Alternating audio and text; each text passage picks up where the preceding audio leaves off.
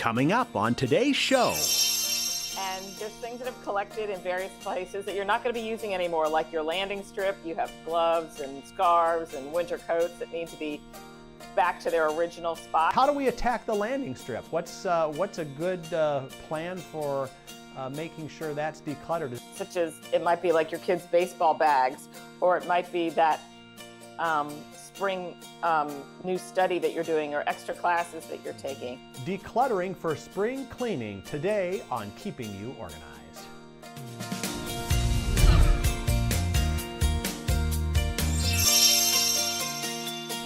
Well, spring is in the air. We love it, and it is time to do that thing we do every spring, which is spring cleaning.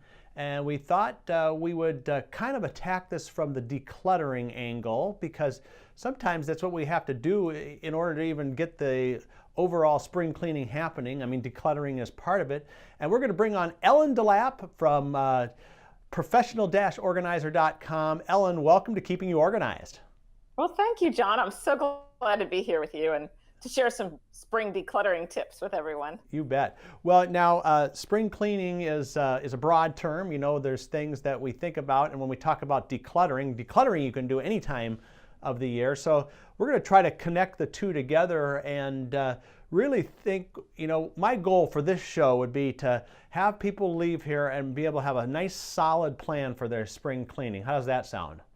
I love that. That's really great. It's going to get people started and carry them through to the end. Awesome. All right. So speaking of getting started, where do we want to start on this spring cleaning venture? Well, I think about the hot spots that have happened since fall, and there's things that have collected in various places that you're not going to be using anymore, like your landing strip. You have gloves and scarves and winter coats that need to be back to their original spot. So that's a bit of decluttering. And also, I want you to think about your closet. Now that you've gone through a long winter, maybe it's time to let go of things that you never did wear this winter that you know you've been keeping in the closet for a while, but you're ready to let go of. Okay. What, that landing strip, I haven't heard that term used before. I'm thinking of the plain thing, but is that like your counter right by the door, or is it different in every place, or are you talking about something specific? Well, at the back door or wherever you enter your house is where things end up getting a log jam, so to speak. So I call it the landing strip because that seems to be where everybody drops everything right when they get home. So as they're like pulling off all their winter gear, it just sits there because that's like the first spot inside your home where things just drop. So a lot of times that's been things that have to do with winter weather, like your scarf or mittens or heavier coats or boots. So you've been wearing them all winter, which is great that they've been at your landing strip so you come and go with them. But now it's time to put them back where they're going to be stored until next winter. Right. Okay. Now, I have to just elaborate on that because, you know, in wintertime, here's the routine. We have the attached garage. We come in that back door, and of course, your shoes are wet, so you got to take them off. So what do you have to do if you're carrying stuff with you?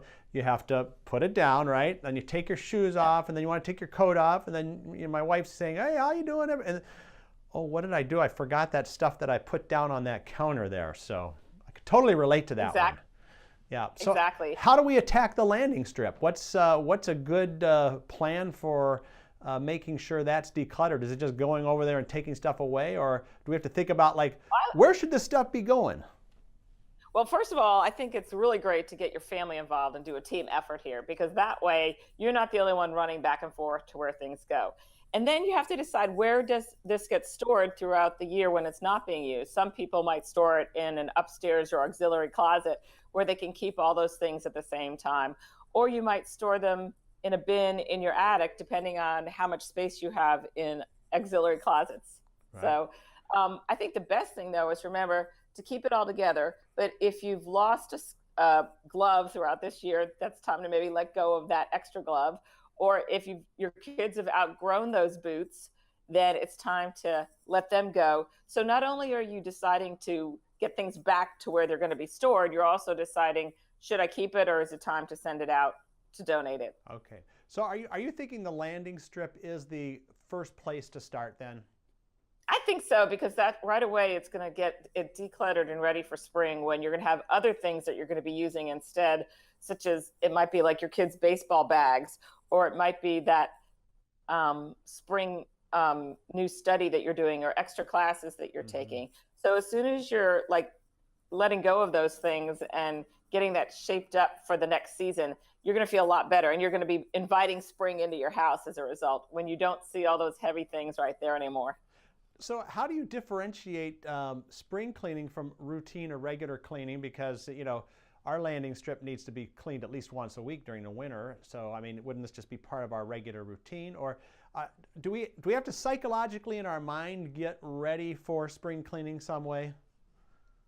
I think it's actually taking that extra step to putting things farther away rather than just sharpening up your landing strip. Because I agree, every week people should go back to their landing strip and be sure that things are ready for use. So this is just taking that extra step to get things back to a farther away, more auxiliary, true storage space.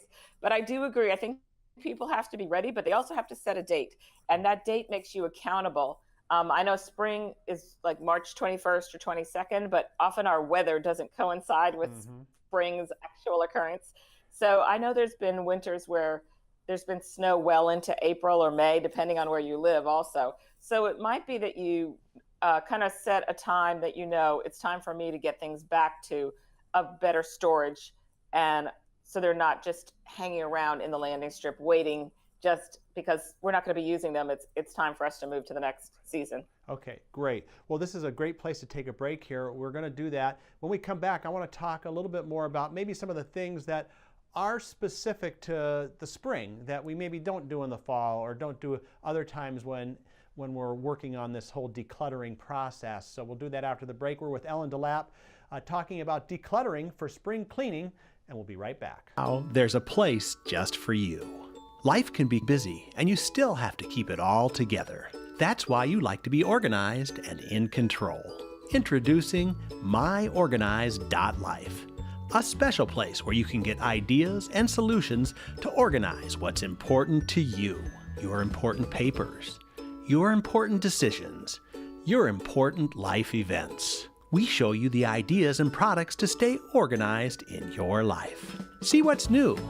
Stop by and say hello. Visit us at any time at www.myorganized.life. It's just for you. MyOrganized.life by Smead. Find us at www.myorganized.life. MyOrganized.life. We're back now on Keeping You Organized, talking about decluttering for spring cleaning, getting that house or wherever you live back in shape so that you can go out and enjoy the great outdoors. Joined now with Ellen DeLapp, professional-organizer.com. And Ellen, so we kind of talked about the landing strip.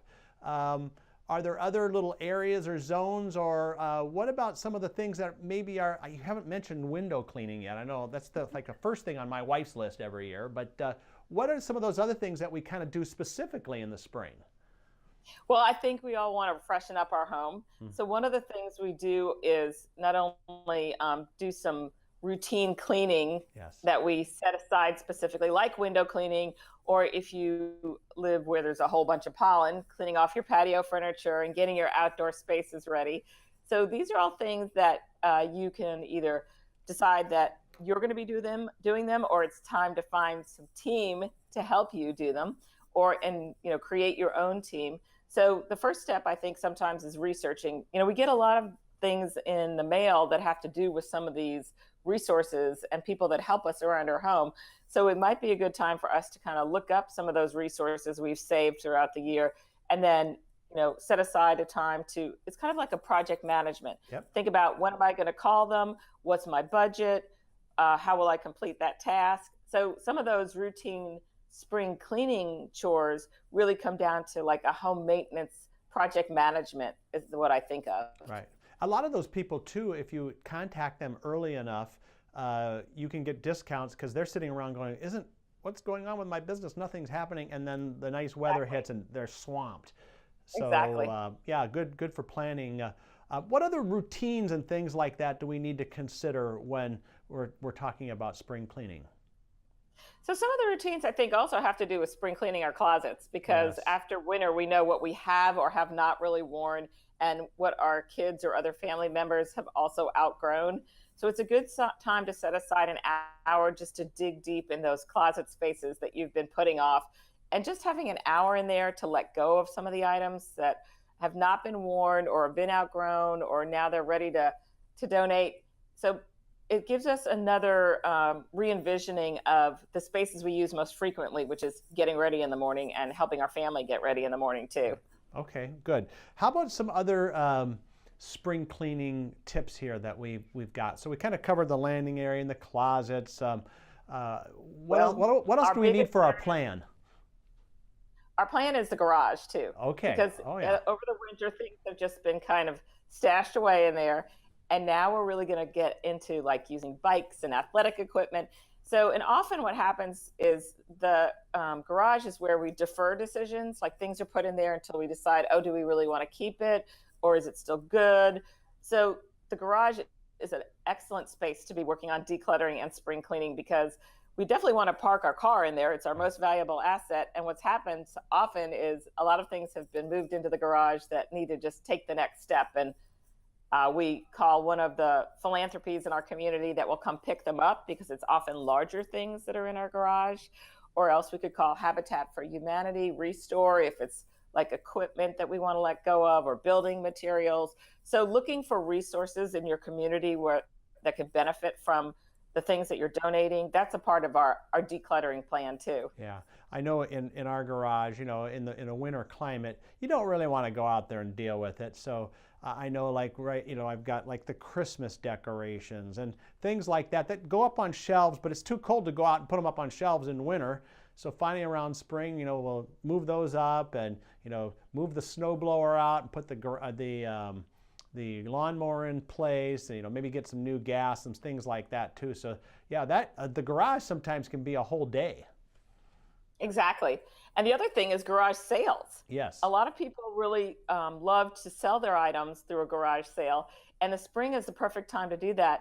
And again, I think inviting another family or two to participate in the garage sale with you is another way to be sure not only do you maximize the profits because you have more to sell, it also makes the garage sale happen. Yeah. Well, the other thing is putting a deadline on that. So like setting a date and saying, oh, we got to have, and then all of a sudden the week before you're scrambling if you do things at the last minute like I do. But it does help you get not only clean, but it gets your, your stuff sold. And so it's a great plan. What else? I can't believe you wait till the last minute to get that done. You're so organized. No, you need to watch the podcast with Geraldine Thomas where she deconstructs me I'm late to everything. And, it's one of those situations. Yeah, I'm one of those I call it just in time, not late. But that's a whole nother discussion and a whole nother psychoanalyst that has to happen on me. But we're doing what we can. That's right. That's great. All right. What other tips do you have for us for spring cleaning before we wrap up here? Well, I actually think food is a really important part of this too, because we're starting to eat lighter during the summer because it's warmer weather. So I think just some of your routine decluttering and organizing has to do with things that go on in your kitchen, like cleaning out your pantry, looking in your freezer. A lot of things get stuck in your freezer. People have great intentions and they're purchasing food, but then all of a sudden they realize, oh my goodness, it's been in there a while. So just as a routine, not even just spring, but I'd say 4 times a year, just be sure you go back into your pantry and your freezer and be sure that you're using up the things that you've purchased.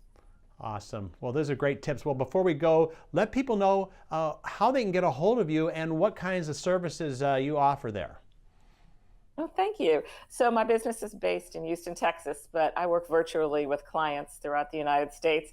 My business is professional-organizer.com.